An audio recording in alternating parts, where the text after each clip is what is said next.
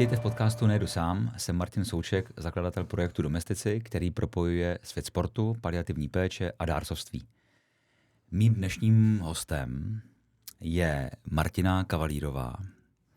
Podcasterka, možná minulá, bývalá podcasterka, řekneme si, nicméně koučka, hlavně také maminka, dnes už více jak lehce roční dcery Elišky, sportovkyně, odvážná žena, která se již od roku 2018 neplánovaně stala nejbližším domestikem, čili pomocníkem svého manžela Honzy Kavalíra. Martino, ahoj a vítej v našem podcastu. Děkuji ti za to, že jsi si našla čas a přijela k nám si povídat. Ďakujem krásne aj za krásny úvod. Všetko je asi pravda, čo si povedal, takže áno. My jsme si říkali o tom natáčení podcastu, že už je to možná minulost, ale ty v podstatě veřejně vystupuješ dnes jako koučka, ukazuješ různé polohy životních zkušeností, kdy ten tvůj osobní příběh nebo váš rodinný příběh je velmi inspirující a může nést řadu poselství. A my si budeme právě dnes o vašem příběhu, nejenom tvém, ale celé tvé rodiny, Elišky, Honzy a to, co všechno se okolo vás osudově z mého pohledu odehrálo, už od roku 2017 povídat. Ale možná poprosím tě o to, řekni našim posluchačům ten váš příběh, jak to začalo seznámením s Honzou jako velkým sportákem, nechci říct kulturistou, ale fitness trenérem a prostě jako sportovcem, člověkem, který vyznával zdravý životní styl, poznal tebe, ty si poznala jeho a pak se odehrála neuvěřitelná story. Co ta story všechno přinesla? Tak nemáme síce tých 12 hodín, ale budem veľmi snažiť sa byť konkrétna, aby teda to dávalo zmysel. Tak áno, my sme s Honzikom teraz spolu už 8 rokov, za chvíľu to bude 9 rokov, spoznali sme sa 2017, to si správne povedal. Spoznali sme sa z tej sociálne siete, lebo taká doba je taká rýchla, takže tak sme sa oťukali a teda my už ako sme sa stretli, tak sme vedeli, že je to niečo špeciálne, naozaj od toho prvého stretnutia, kedy sme sa na tej stanici videli. Okrem toho, že sa mi triasli kolena a preskakoval hlas, fakt krásny muž, tak boli sme si niečím strašne blízky, možno takou otvorenosťou a naozaj taký normálny chalan. Som si povedala, že konečne, že wow, že proste na nič sa nehrá. A tak je to aj doteraz. Čiže my sme sa spoznali, on bol fitness tréner, veľmi ako v kulturistike, on písal veľa, čiže on sa zúčastňoval súťaží, písal, redaktor. A vlastne hneď ako sme sa spoznali, už vtedy mi hovoril, si pamätám, že nejako mám tú ľavú ruku trošku slabšiu, tým, že on cvičil, tak to veľmi si všimol hneď, hej, že nejak ten úchop je čudný, že v ľavej ruke mám 12 kg a v pravej 30 v pohode. A vlastne 3 mesiace po našom zoznámení sa mi to nezdalo a ja ako akčná žena som ho hneď objednala v Bratislave vtedy na nejaké neurologické vyšetrenie, pretože aj mu začalo šklbať rameno, hej, že také tie zášklby, tyky. Tak sme si mysleli, že niečo, nejaký karpálny tunel alebo nejaký zaškripnutý nerv alebo niečo, hej. Takže hovorím, poďme, vybavíme to, aby si mohol cvičiť, lebo on bol z toho nešťastný, že zrazu nemôžem po tých rokoch. No a vlastne tam sa začal ten kolotoč vyšetrení. V našom prípade dosť inak rýchla diagnostika, pol roka to trvalo, čo naozaj v iných prípadoch trvá dlhšie, oveľa. Takže 2018 marec, tuto u vás v Prahe v Motole nám išli teda povedať, že čo sa deje. No a povedal tie 3 písmenka, ktoré sme nechceli počuť, čiže ALS, neurodegeneratívne ochorenie, ktoré môže napadnúť kohokoľvek, nie je na to liek, nevie sa prečo vzniká, či je to muž, žena, či máte 20 rokov alebo 50. A čiže nie je na to liek a doba prežitia 2 až 5 rokov a vlastne prichádzate o akýkoľvek pohyb, čiže odchádzajú ruky, nohy, hlasivky, prehltanie, prestávate jesť a nakoniec aj dýchať. Čiže toto sme sa vlastne dozvedeli po pár mesiacoch. Nejak to podľa mňa človek nevie úplne prijať, čiže my sme sa snažili žiť ďalej nejako, kým to ešte šlo a samozrejme Honzikovi začali postupne odchádzať tie veci, ale my sme sa s tým nejako naučili žiť, čiže vždycky, keď o niečo sme prišli, tak o to viac sme museli byť kreatívni a tak ďalej. Takže takto to bolo ďalšie 3-4 roky, kým si už nesadol na ten vozíček. Vtedy prišiel taký zlom, že už to bolo náročnejšie aj pre mňa ako ženu menšieho vzrastu a celkovo tie presuny a tak. Ale teda stále sme boli spolu, požiadal ma o ruku v cieli triatlonu. tam už vlastne sa musel prichytávať zábradlia, že tam už nestal úplne dobre. Ale teda bola aj svadba 2021. Úprimne mňa ani nenapadlo, že by to bolo inak, alebo že by sme neboli spolu. To sa ma často ľudia pýtajú. Takže toto sa udialo a samozrejme tie posledné 3 roky teraz sú veľmi ťažké a boli veľmi ťažké. Tým, že on vlastne naozaj už sa prestal hýbať skoro úplne. A preto potom prišla vlastne aj požiadavka, že chce mať tú možnosť vo Švajčiarsku podstúpiť asistovanú sebevraždu, čo sme tiež vlastne vybavovali. A aj sme dostali termín a aj možno sa tomu povenujeme hlbšie.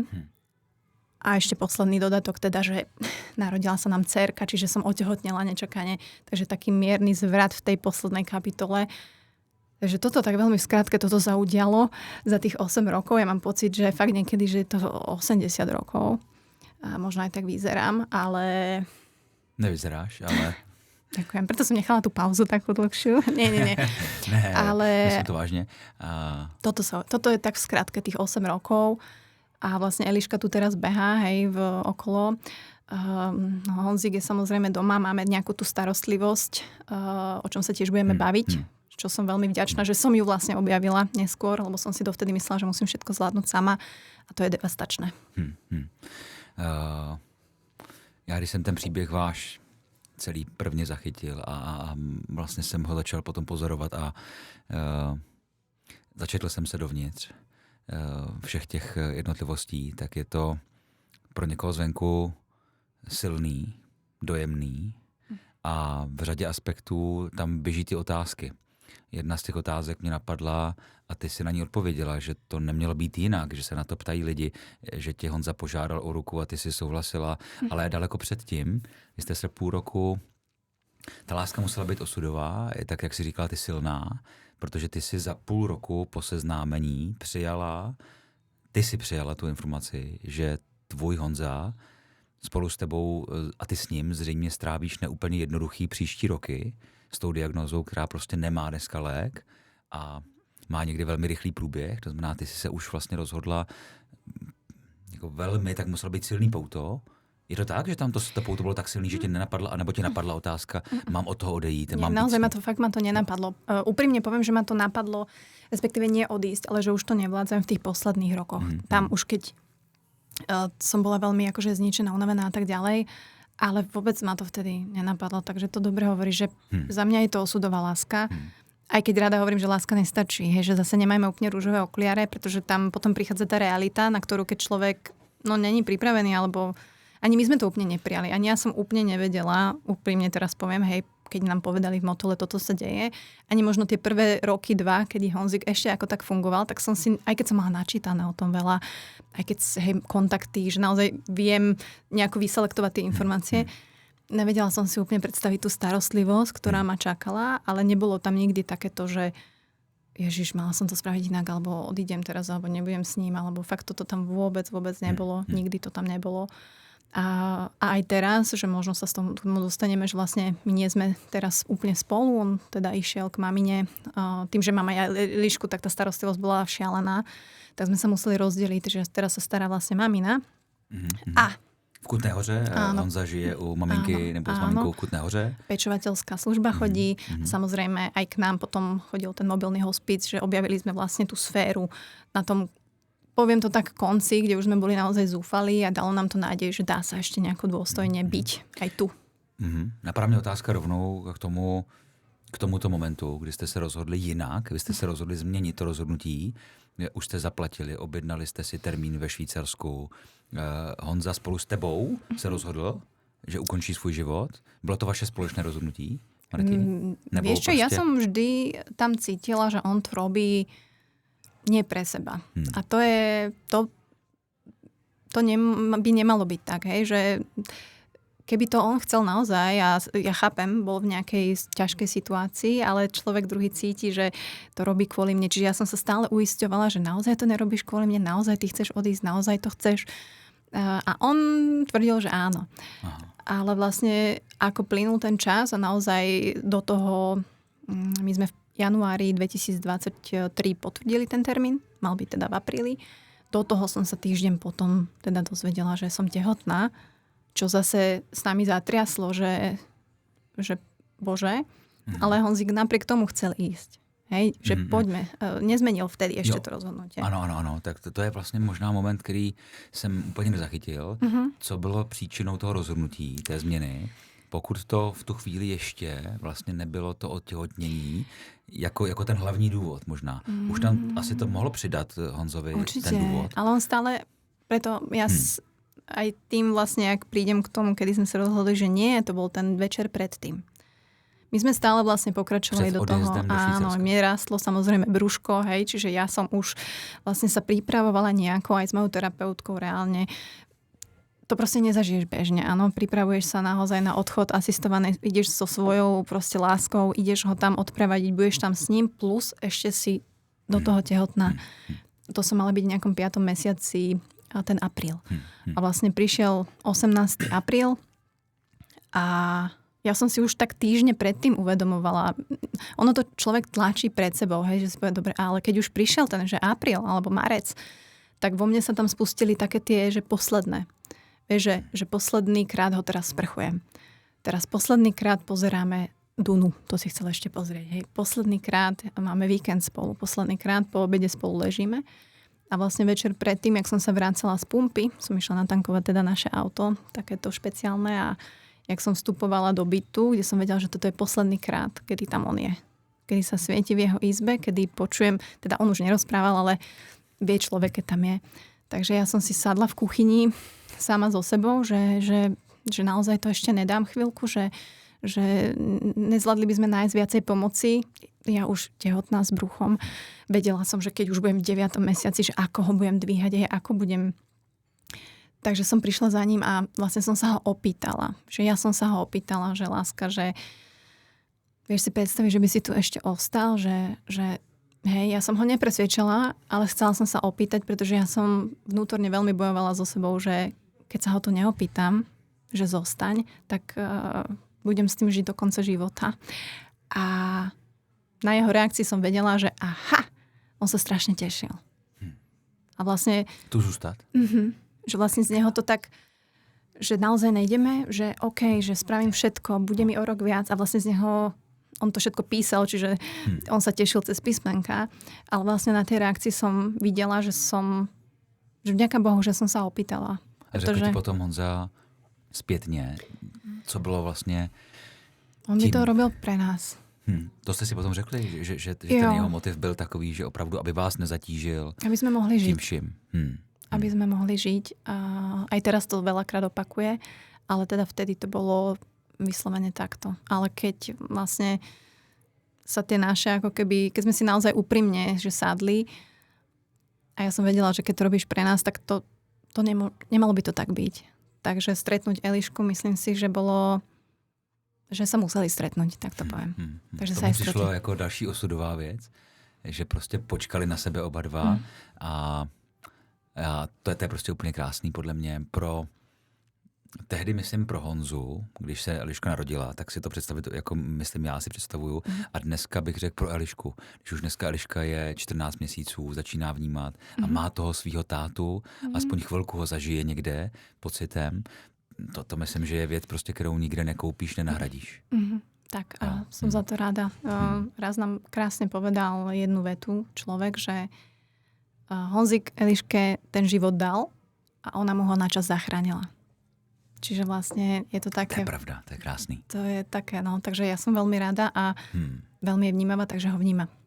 No, to je krásný. Myslím, to je úplně skvělý. On jí život dal a ona mu ho prodlužuje každý další den. Mu dává nějaký smysl toho dne a zároveň pro sebe. To je úplně dokonalý. To mě na tom příběhu samozřejmě dojalo úplně nejvíc, ale když se vrátíme k tomu, co jsme se my dva bavili, co z praktického hlediska nakonec vám pomohlo najít jiný řešení, než je, ty jsi mluvila o tom, jak by to bylo případně těžké, kdyby si na to zůstala sama, těhotná, ale i bez toho těhotenství, jak je vlastně řeknu, ta pomoc toho blízkého pro toho s takovouto diagnózou těžká. Vy jste se pak dostali do péče, o které jste původně nevěděli. Řekni nám k tomu něco, co jste vlastně objevili a možná na poslední chvíli zařídili. Áno. Však preto sa aj bavíme vlastne vo vašom podcaste a tuto som v tejto téme, pretože aj pre mňa ako človeka, ktorý pozná diagnózu, ako keby mám načítané, toto mne úplne ušlo. Že vlastne nie je pomoc pri takýchto pacientov len, ja neviem, osobný asistent alebo človek, ktorý príde, obriadí alebo naučí sa manipulovať, ale presne je to hospicová pomoc alebo pečovateľská služba, hej, alebo toto. Čiže ja som dlhé roky žila len v takej bubline, kde ja som mala agentúru osobnej asistencie, kde som sa snažila nájsť nejakých ľudí, ktorí by mi pomohli cez deň, v noci a tak ďalej. Ale častokrát tých ľudí je málo, hej, nechce to moc ľudí robiť a tak ďalej a je to veľmi ťažké nájsť. Čiže ja som iba v tomto žila a že vlastne ten priestor, kedy nám lekári už povedali, že už nám nevedia pomôcť a nám to je jasné, hej, že v takejto diagnoze nás poslali domov, buďte silní. Jeho neurológ ho vlastne akože na moje požiadanie, ja neviem, na diaľku niečo skonzultujeme, ale že vnímam tú veľkú priepasť medzi tým posledným lekárom, či je to praktik, neurológ, hociaký, ktorý by naozaj povedal, že OK, bohužiaľ nevieme vám nejako pomôcť. Nie, že choďte domov, ale áno, choďte domov a kontaktujte paliatívnu péči, kontaktujte hospic, tí by vám vedeli pomôcť. Takto to funguje a toto... Tohle byste neměli. Neměli jste to rozcestí, té informace pomoc. Takové jsou možnosti. To jste nevěděli. Nezažila som to ani u jedného lekára. Teraz sa bavím o slovenských. Neviem, ako to je, ale vnímam aj s inými ľuďmi, keď sa o tom bavíme, že jednoducho toto tam nie je. Čiže vôbec som ja nevedela. Vedela som, že hospic existuje. Hej, to sme sa aj bavili, že keď sa povie hospic, tak veľa ľudí má nejakú stále stigmu, hej, že to už je koniec, to je nejaká šedá budova, kde ťa odložia a ty si na nemocničnej posteli rozheganej a nikto nepríde. Ale že tá starostlivosť je ďaleko viac, hej, aj tá paliatíva je ďaleko viac a vlastne nám ani neviem, jak som sa skontaktovala na Slovensku naozaj s tým mobilným hospicom, že ma to nejako napadlo, že poďme to ešte skonzultovať, že aké sú možnosti, už keď sme riešili to Švajčiarsko, tak vlastne v tom januári 2023 som ich kontaktovala, oni prišli a ja som vlastne pochopila, čo oni robia, ako to vyzerá a že nám dávajú nejakú možnosť aj inú, alebo mne minimálne takú tú pomoc, aj keď by len pomyselnú, alebo že sa viem s niekým poradiť, alebo hej, je to multidisciplinárny tím, kde je psychologička, je tam proste tento lekár, táto lekárka vedia prísť. Viem sa poradiť o Honzíkovi. Veľmi nám pomohli napríklad, a to sa určite asi pobavíme, nastavovanie liekov, hej, lebo Honzík má veľké bolesti, títo pacienti majú bolesti, sú sami doma odkazaní. A buď vás teda pošlú z nemocnice, tuto máte dávkovanie, alebo vám viem pomáhať presne mobilný hospic alebo paliatíva, ktorí ako keby regulujú, hej, tú bolesť, pracujú s ňou, vedia tomu pacientovi uľaviť. Čiže toto všetko pre mňa bolo aj pre Honzíka vlastne, ak prišli, že vieme vám s týmto pomôcť, vieme tu byť pri vás, ak sa veci zhoršia. Takže to bolo určite jedným veľkým faktorom, prečo sme sa rozhodli, možno aj, alebo teda Honzík vlastne mal aj takú istotu a ja tiež neísť do toho Švajčiarska. Myslím, že si popsala úplně nádherně a dokonale to odborné slovo multidisciplinární tým, že si krásně řekla, co všechno vám v domácím prostředí mobilní domácí hospic dokáže nabídnout, že tam zastoupí i tu ryze lékařskou odbornou pomoc, tišení bolesti, medikace, ale taky podporu pro tebe, pro tvoji rodinu, pro ty domestiky toho Honzy, psychologickou pomoc. Presne. Poradit se o všech možných situacích, praktických, sociálních a tak dále. A je vlastně nejděsivější, že se o té možnosti nedozvíš automaticky někde v tom procesu té lékařské péče, že ti někdo řekne, tady my končíme, ale to nekončí úplně, vy tu máte možnost požádat o takovouhle variantu a ty si ji náhodou, zase osudově bych řekl, vypátrala někde a dozvěděla si se o ní. Za mě, a to je ta naše snaha, aby to bylo standardní, nestandardní cestou v tom případě. A zachránila si tak jako sama pro sebe možnost s Honzou a pro něj s vámi tady vlastně být.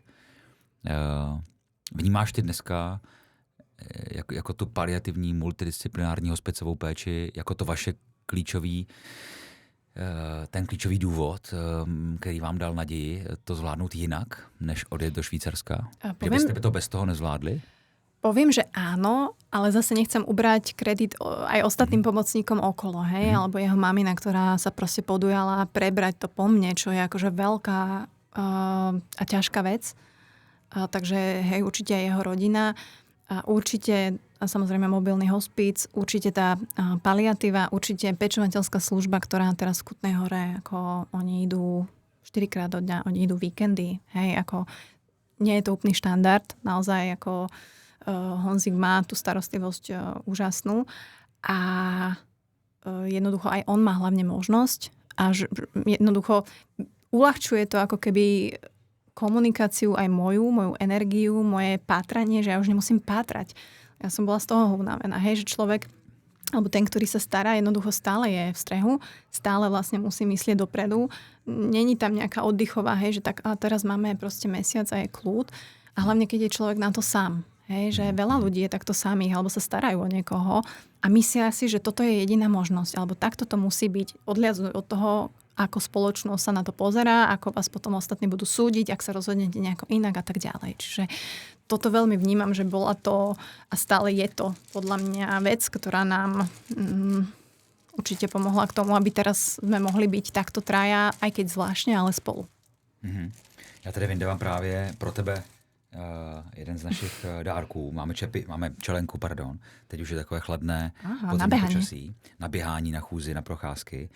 Čelenku a vydávaj mi proto, jednak ji tady od nás máš, protože jeden z našich klejmů, který máme v našem projektu, je Nejedu sám.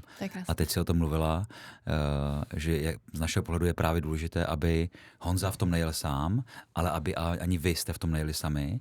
To znamená, to je to domestictví, že na to nejsme sami, protože se to často nedá zvládnout a jenom to vědomí, že na to nejsme sami, nám dá další možnosti to zvládnout. A pak, když teda fakt na to nejsme sami, tak pak to může vypadat úplně jako jinak. Daleko snáš. Ty jsi mluvila o tom, že se stará dneska o Honzu maminka. Řekla si tím jako jednu důležitou věc, že si nechtěla vyzdvihnout jenom mobilní hospic a vynechat ty ostatní.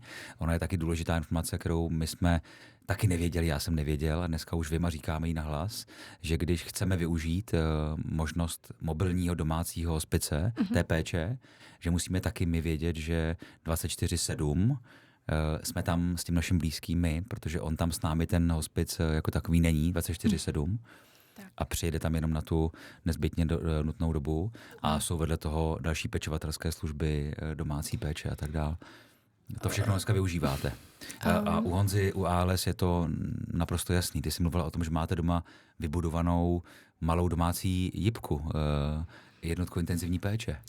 Tak, akože on ešte nie je v tom úplne, takto tú jipku budeš potrebovať, keď už nebude dýchať sám. Hej, že Honzik vlastne ešte nemá s dýchaním problémy. Tam už keď naozaj ten človek, a to poznám teda rodiny z ALS, kedy sú už intubovaní, majú tracheotómiu a sú doma a to je teda jednotka intenzívnej starostlivosti, ale samozrejme aj u Honzu je vlastne jeho izba prispôsobená tomu, aby, hej, že mohol tam fungovať, máš tam striekačky, ale pre nás je to také, pre nás je to normálne vlastne. Vieš, že ja mu dávam výživu hadičkou cez pek do žalúdka, hej, ošetrujeme pek, že sa presúvame s vedákom, hej, že vlastne používame taký nafúkovací vankúš, keď mu chcem umyť hlavu.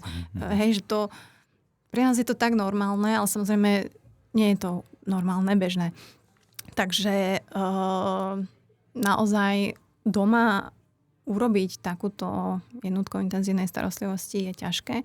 A tak, jak sme sa bavili o tom multidisciplinárnom tíme, tak vlastne teraz som si tak uvedomila, že ja, alebo ľudia, domestici, my si musíme ten vlastný multidisciplinárny tím vytvoriť. Vieš? Čo myslím, že ja som jeden, pečovateľská služba, ktorá chodí na fyzické úkony, je druhý, mobilný hospic, s ktorými riešim, ja neviem, dávkovanie pre Honzika, náplasti, proti bolesti tretí, jeho praktický lekár, ktorý predpisuje štvrtý, hej, že vlastne si vytvorím ja sama taký tím, pretože, a teraz s odstupom času to vidím, ako som vlastne ďalej, alebo sa spájame, alebo ako to robia vlastne za mňa tí ľudia, tak ja to vidím, že som jela sama a že teraz nejedu sám a že to bolo šialené, že ako človek, čo dokázal robiť sám, teraz by som to už nevládala. Úprimne. Takto sa ľudia, ktorí sú v tom a chce tomu blízkemu pomôcť a chcem byť pri ňom a chcem to zvládnuť, sa podľa mňa nevedia úplne hneď na to pozrieť, že čo vlastne robím alebo čo všetko zvládam. Ani ja som sa nevedela. Až muselo teda prísť to, že som naozaj fyzicky, psychicky už po pôrode, kedy som sa vlastne vrátila domov a vlastne ja som nabehla do tej starostlivosti naspäť, len som mala navyše miminko. Čiže to už nebolo úplne dlho udržateľné. Otázka, která trošku předběhne ten vývoj. Krom toho, že si říkala, že průměrná doba života s diagnózou ALS je 2 až 5 let a vy tu dneska jste s Honzou společně výrazně déle. Řekl vám někdo u téhle diagnózy, že mohlo pomoci to, co se všechno odehrálo okolo emocí u Honzy, okolo Elišky narození, nějaká naděje, další věci, že to mohlo prodloužit ten jeho čas, anebo... To sa ma každý pýta, ale ja vlastne hneď odpovedám, že, alebo nie každý, ale že nás už nikto nerieši. Čiže nám nikto ani nič nepovie. No, z toho lekárskeho. Vieš, že vlastne Honzika naposledy v Motole videli 2018. Okay. Ešte nejaké vyšetrenie neurologické bolo 2021, ale vlastne potom už sme riešili len dôsledky ALS, čiže PEC a tak ďalej. Čiže nikto ho nejako nepozoruje, hej, že aha, tak tuto je pomalá progresia.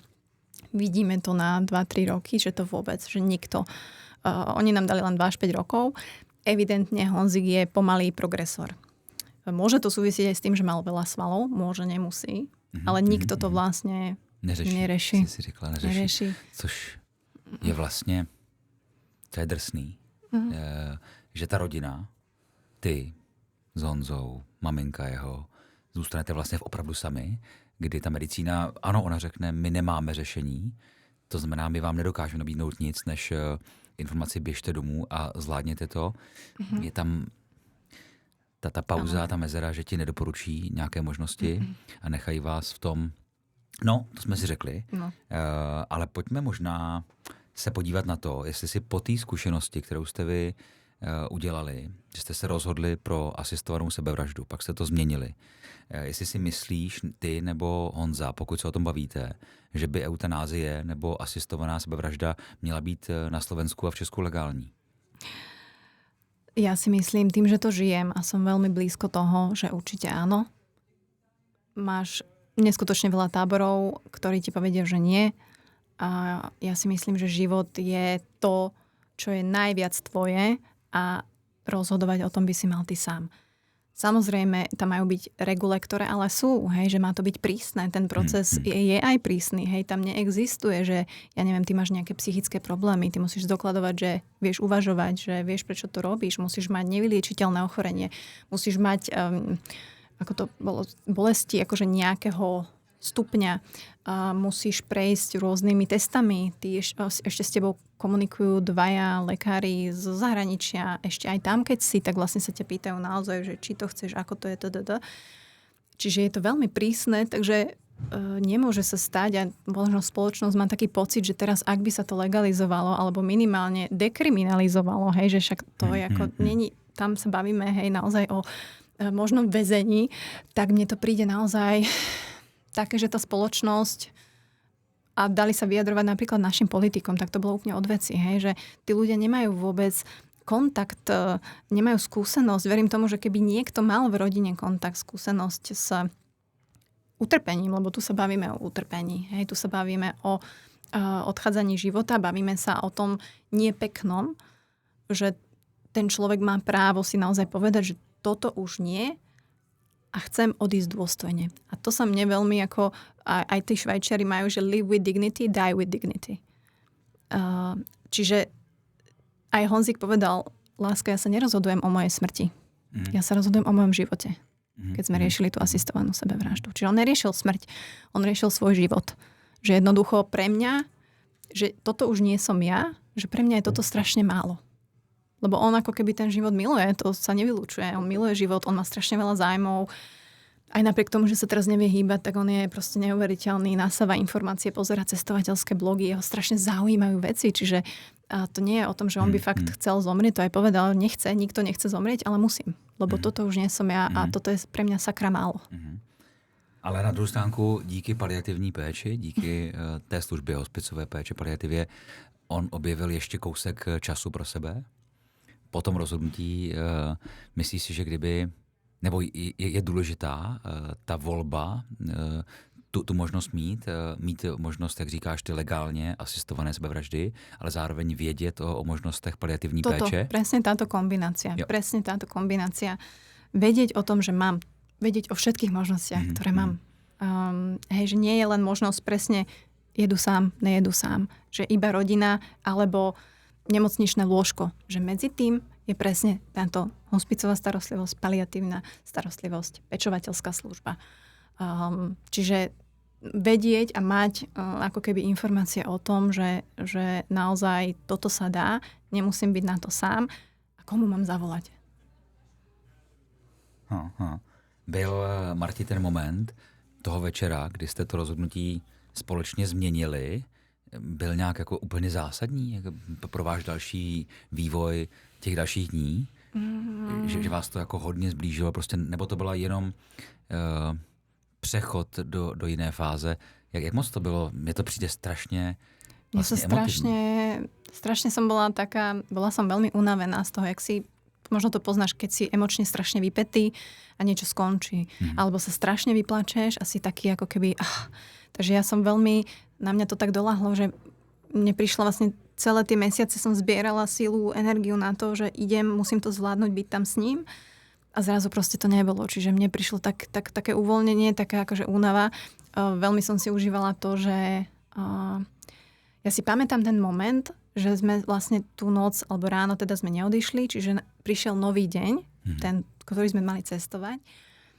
A ja som vlastne bola šťastná za to, keď to tak poviem, že môžem zase túto makať, že som zobrala ten zvedák, zase som ho, milión ťažkých vecí, proste nepredstaviteľných, ošetriť pek, dať mu výživu, opäť zase cíkať, ale ja som bola šťastná, že to vlastne môžem robiť. Možno to blbosť nie, ale to si pamätám ten moment, že asi to bolo správne rozhodnutie a verím, že áno. A verím, že to tak má aj Honzik, aj to tak cítil Honzik. Veľakrát ja sa ako keby tak potrebujem uisťovať u ňoho a to tak mám. Nie, že či to bolo správne rozhodnutie, ale či teraz sa má fajn, že lebo predsa len ja som prišla s tou otázkou. Keby ja naozaj neprídem s tou otázkou, tak on by šiel. Lebo on dokáže naozaj mať v sebe tú silu takúto, že spravím to pre nich. Proste oni musia žiť. Chcem to pre moju manželku a dcéru. Takže bola to veľká úľava, ale samozrejme potom to už naberalo zase na obrátkach, pretože moje brucho rastlo.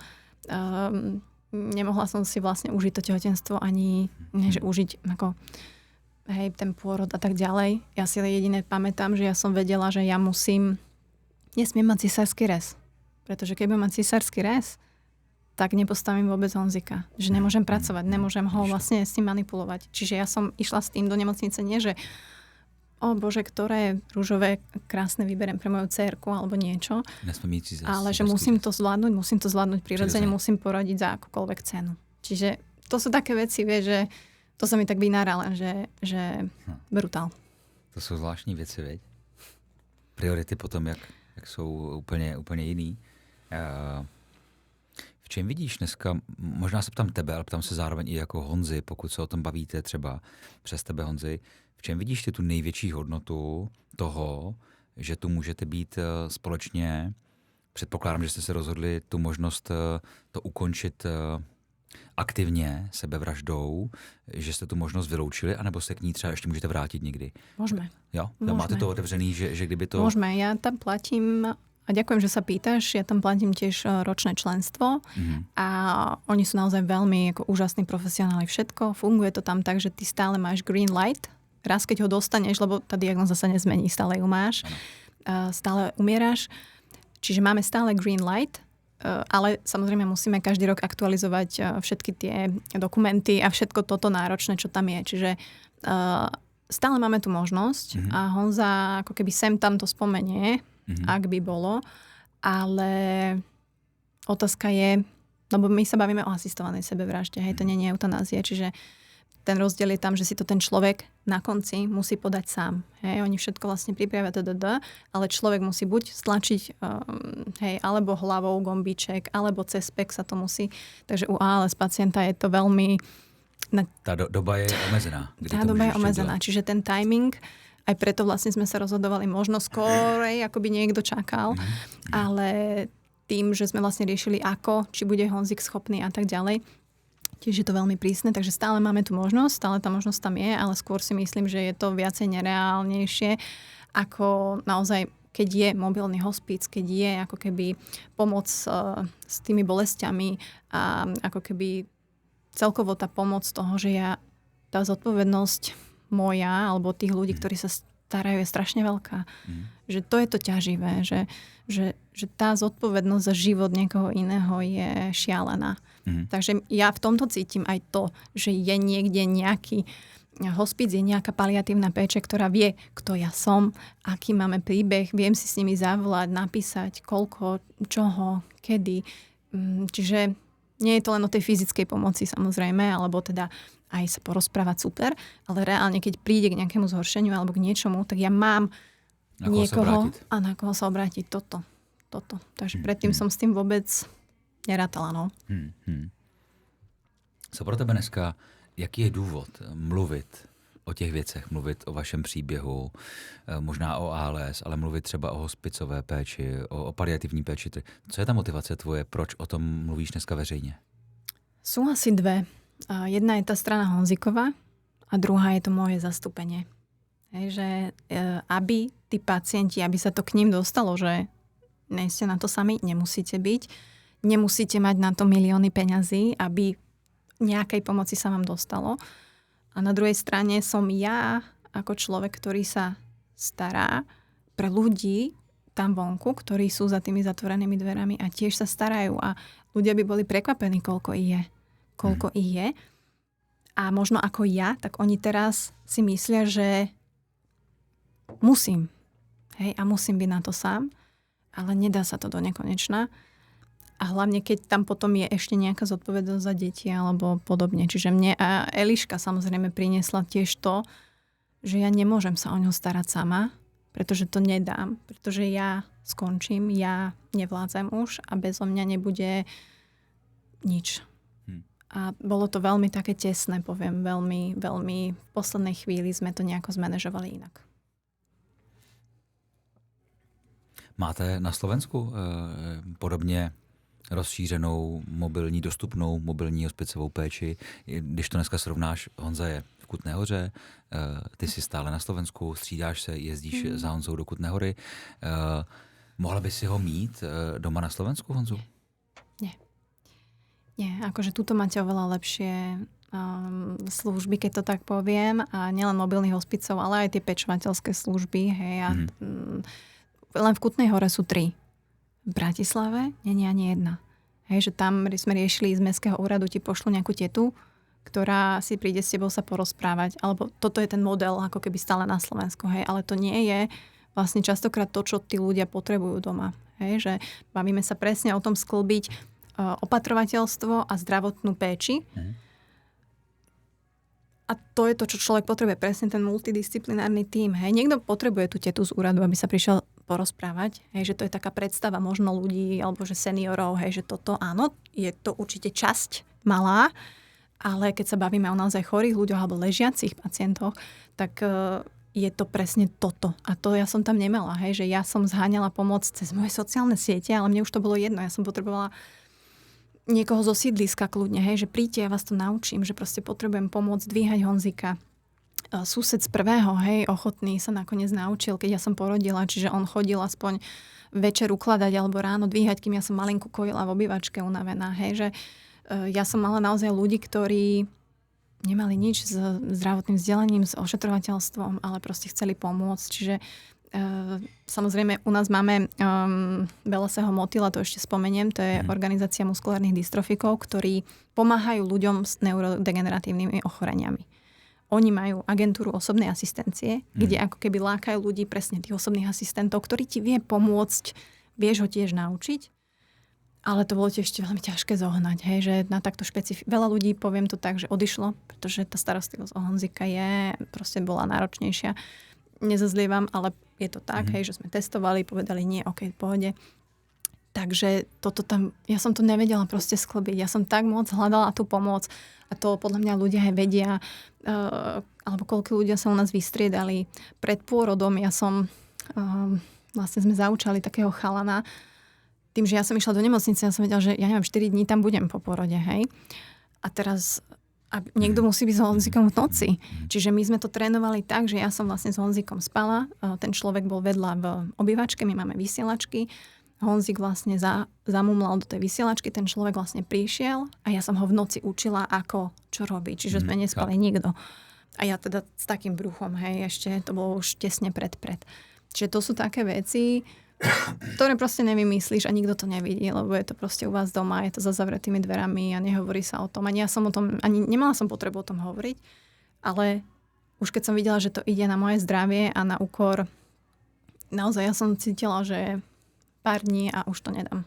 Takže ono to prišlo. Myslela som si, že to nepríde, ale prišlo to aj u mňa. Je to taková typická situace, když je v té rodině někdo nemocný, vážně nemocný, tak se často to okolí ptá na něj, jak to zvládá, jak se mu daří. Ale málo se ptáme na ty pečující, na ty domestiky, jak oni to zvládají, jak moc to těžké pro ně je, co oni potřebují, aby zvládli tu situaci, pokud chtějí se starat, jestli to sami zvládnou, že třeba na to nemusí být sami, že tu je nějaká dostupná a je dobře, když je dostupná péče. To je to domestictví, to mít se na koho obrátit a nebýt v tom sám, i v té péči o toho svého blízkého, tak jsem rád, že o tom mluvíš otevřeně, že není prohrou to nezvládnout sám, že se to prostě často sami nedají zvládnout. Myslím, že mají lidi z toho strach, proto možná pokud i nevědí o té možnosti, tak ji nehledají, protože si myslí, že to nezvládnou a aktivně se jí bojí využít. Ano. Ale často ta zkušenost je přesně opačná, že díky té pomoci oni tam u toho můžou být.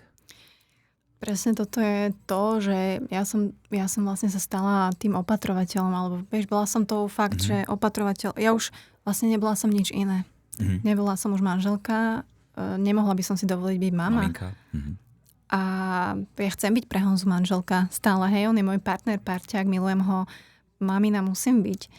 Takže toto bolo nezlučiteľné s tým, že podľa mňa aj vy, ako domestici, aj vlastne všetky tieto služby dávajú možnosť nám sa vrátiť do tej pôvodnej role, ktorá som bola, hej, že stále som proste partnerka, že môžem byť chvíľku partnerka, že nejsom len ten opatrovateľ, ošetrovateľ, ten domestik jediný, ale že sa môžem vrátiť do tej mojej pôvodnej role a to ma podľa mňa asi aj zachránilo, hej, že vlastne aj tá pečovateľská služba, ktorá teraz chodí, oni keby sa to nenaučili za tie 3 týždne, ktoré ja som ich to učila s malým miminkom 5-mesačným v Kutnej Hore a chodila som 4-krát, to je tisíce úkonov, hej, že ako ho presunúť, čo všetko, sú fantasticky skvelí a týmto ich pozdravujem. A veľmi sú mi blízky, tak by som nebola maminka a nebola by som partnerka, naozaj by som to nezvládla. Takže toto je jedna veľká téma, ktorú myslím si, že aj vďaka vám, že sa otvára a treba ju dostať čo najďalej. A ja som veľmi rada, že tuto v Čechách to máte takto veľmi dobre našliapnuté. Jsme rádi, že se to vyvíjí hodně rychle, že toto zlepšení je ten progres dostupnosti. Ztráta tabu toho téma, že se o tom my třeba snažíme, to je náš hlavní důvod, bavit se o tom s normálními lidmi, který se to netýká třeba a příběhy jako váš rodinný jim ukazovat, protože to může kdykoliv, tak jako u vás, přijít kdykoliv u kohokoliv z nás a pak je dobrý vědět, že jsou určité možnosti a že třeba nemusí automaticky někdo poradit, ale musíme se o tom malinko zajímat, tak to se snažíme těm lidem říkat. Co si myslíš, Martě, že se vám třeba teďko díky tomu, že je Eliška s vámi a Budeme doufat, že to Honza vydrží v nejlepší kondici ještě dlouho s Eliškou, pro Elišku. Ty budeš moct být maminka, s ním jeho manželka díky těm všem službám. Co za největší hodnoty předáváte touto zkušeností Elišce? Co z toho získává? A ona je veľmi vnímavá, takže myslím si, že už teraz ako keby tým, že je v tom prostredí, aj teraz vlastne pôjdeme za Honzikom, čiže vidí ten voziček, hrá sa s ním, že pre ňu to bude úplne prirodzené.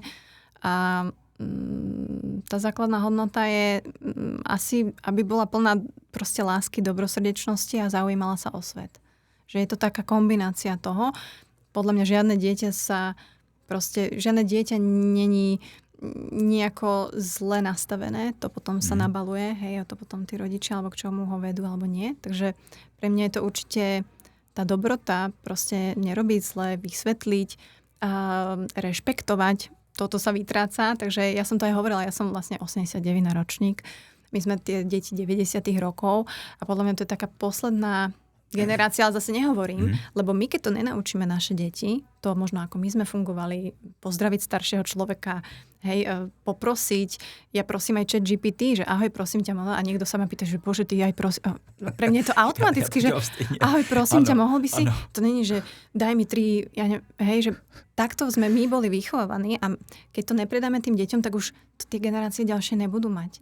Nedostane sa to tam, hej, lebo ani Eliška to nebude vedieť, takže toto je pre mňa veľmi dôležité, jej ešte kúsok toho detstva, aké sme mali my dať a s tým idú všetky tie hodnoty, proste, v ktorých sme my vyrastali. Hej? Ten rešpekt, tá pokora ako keby, ale zároveň stať za sebou, vedieť sa zastať iných, ale aj seba. A to je to, čo chcem, aby Eliška bola a vedela.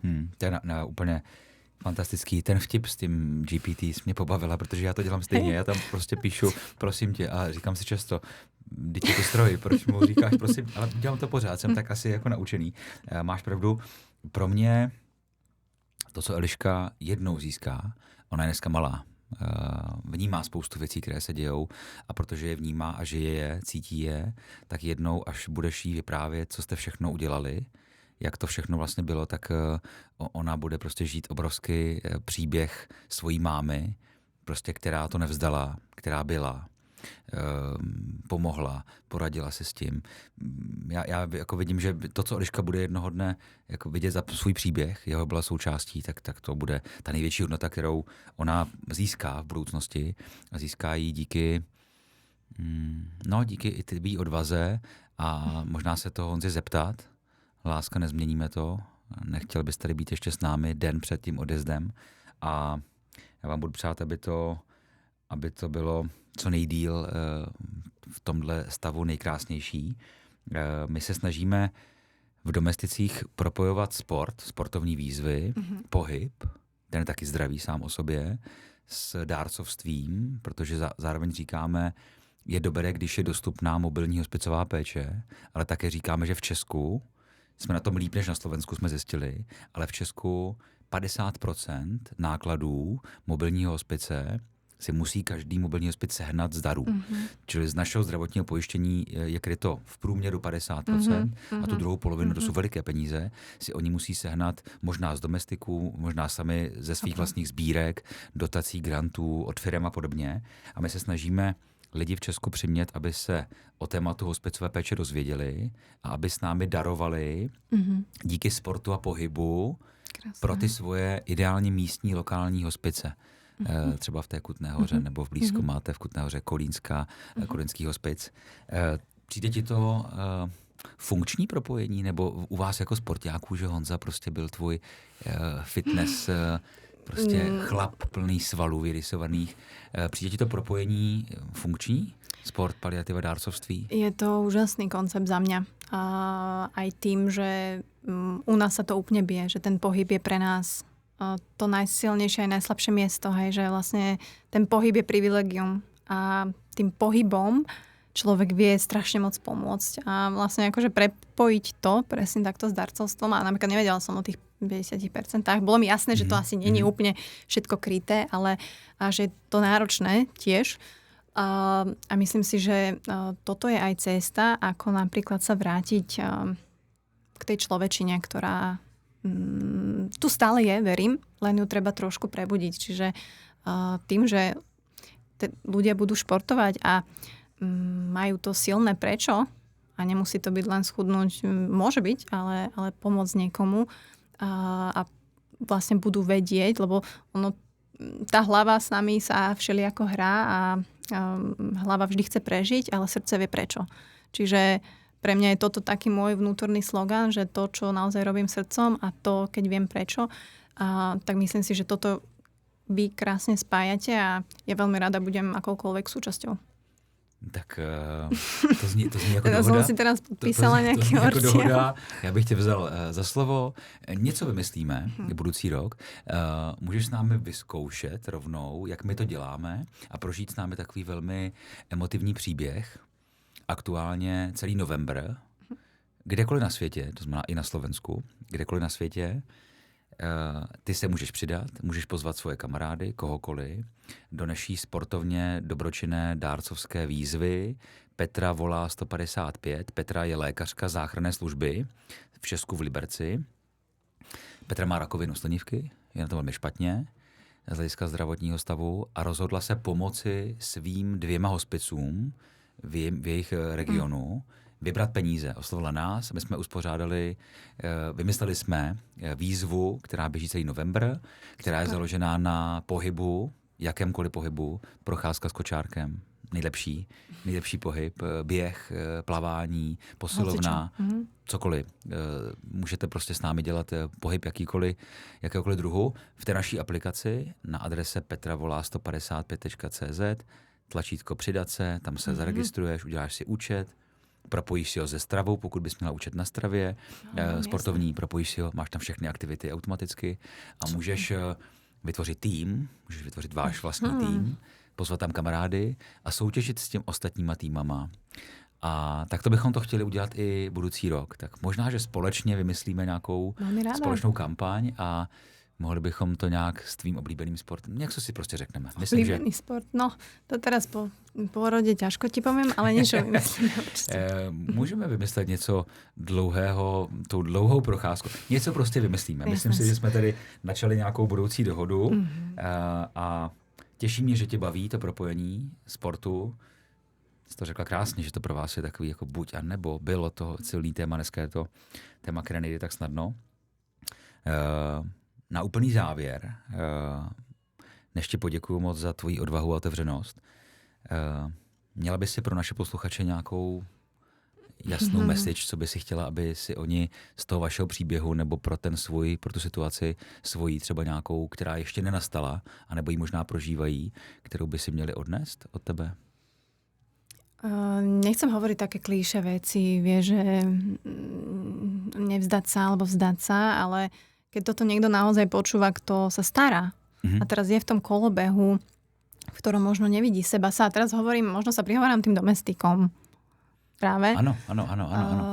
Presne tak. Tak možno si uvedomiť tú svoju odvahu, ktorú preukazujú každý deň a to je ťažké si uvedomiť, takže ja tu teraz to takto hovorím, že tá odvaha žiť tú realitu, ktorú máte, je akokoľvek ťažká, tak to je za mňa to ako keby najsilnejšie a najväčšie, čo človek dokáže ako osoba, či je muž, žena v živote spraviť.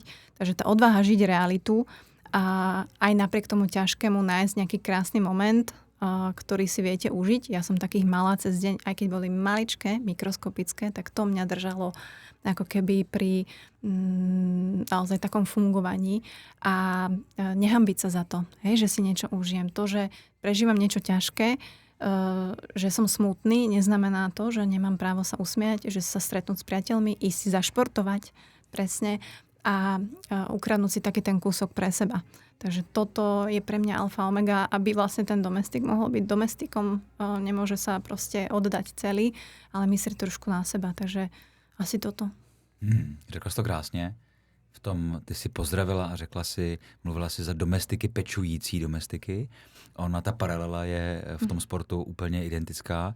Aby si dokázala podávat velký výkony, musíš kompenzovat ten výkon jiným pohybem, který doplňuje ten tvůj regenerací, spánkem.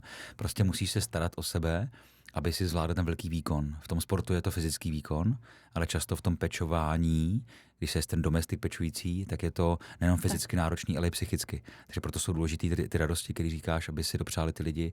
Pro někoho je to sport a pro někoho je to teplávaná, pro někoho je to čtení knížky, poslech hudby, prostě starat se o sebe. Krásný vzkaz. Jo. Krásný. Marti, děkuju ti za dnešní čas, za odvahu přijít a povídat o všech těch detailech, za tvoji snahu pomoci tím vyprávěním toho příběhu ostatním lidem. To myslím, že je velmi nesobecký, je to skvělý úplně. Děkuju za to. Budu přát všechno dobré vaší rodině. Ďakujeme. Ať už to znamená v každém dalším dni a hodině cokoliv pro vás. Ďakujem krásne a ja zase ďakujem vám, že ste a že vlastne vaše služby, aj keď nazvem to služby, ale pre mňa to nie je len služba. Takže ďakujem za to, že ste a že naozaj tá paliatíva, hospicová starostlivosť je a že aj vy sa vlastne vedome posúvate bližšie k nám a že my vlastne k vám, hej, že sa nemusíme tak hľadať, ale že sa nájdeme. Jo. Já ten vzkaz posunu těm hospicům, protože my, stejně jako ty, se snažíme o té věci, o tom, co dělají, mluvit a poděkovat jim. To znamená, my jim děkujeme společně za to, že tu jsou a že je jich třeba víc a víc a chceme pomoci, aby měli prostředky na to, aby tam ten celý multidisciplinární tým mohl být a budeme si moc přát, abyste na Slovensku byli zítra, za rok o kousek lépe a aby jsme se i v této věci dohnali vzájemně a inspirovali se. Česko a Slovensko. Myslím si, že já jsem o kousek starší než ty, o 11 let dlouhých, ale mám tak trošku pocit, že jsme právě ta jako společná generace toho Československa a jsem taky rád, že jsi sem k nám jako slovenský host přijela.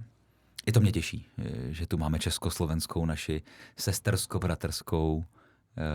Áno, ďakujem veľmi pekne za pozvanie a aj za toto prepojenie a myslím si, že vymyslíme spolu a dúfam krásne veci v tom roku 2026. Dohodnu to. Můžeme to potom, tady máš u nás takový old school, mé generaci pekne. Old school dáreček. Toto. A ja som toto. Poznámkový blok starý, neelektronický. Presne. Tak, ďakujem krásne. S naším logem. Děkuji ještě jednou. Děkuji také našim posluchačům a divákům, že jste byli s námi až do konce. Budu moc rád, pokud tento rozhovor doporučíte byť jednomu člověku, protože i to může významně změnit povědomí o tom, co paliativní péče je a jak je důležitá. Najdete nás na www.domestici.cz. Tento rozhovor jsme natáčeli v Magenta Experience Center za podpory T-Mobile, za kterou moc děkujeme. Já se budu s vámi těšit u dalšího rozhovoru. Martin Souček, děkuji. Na viděnou. Děkuji Marti tobě.